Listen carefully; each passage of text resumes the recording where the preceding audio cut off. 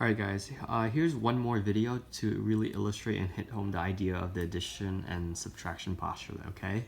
It's basically like naming conventions. So here we go.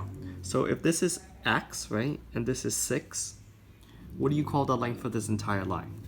Well, it's pretty easy, right? We're gonna able to combine it. We're gonna be able to call this entire line x plus 6. It makes sense, okay? So let's make it a little bit harder. What if I said this was like x plus 2? And this piece was 3x minus 5. Well, guess what? The length of this entire line is basically x plus 2 plus 3x minus 5, right? And obviously it could be named another thing if you combine like terms. You could call it 4x minus 3, okay? So this entire line could be either called this or 4x minus 3. So that's the addition postulate. The subtraction postulate is a little bit more useful, right? So let's just say this entire piece is called x, okay? And this piece right here is called 6. Well, what does it make this piece then?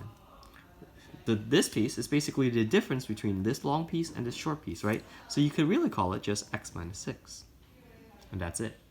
Okay, I'll do one more on this side, but maybe a little bit more complicated. Let's just say this entire thing was 12, right?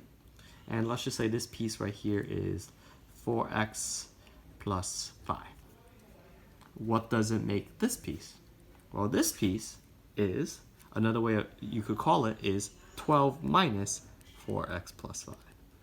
Okay, that's one way to call this piece, but obviously if you distribute this, you'll get negative 4x minus 20. So another way of actually calling this, here, let me show you the math.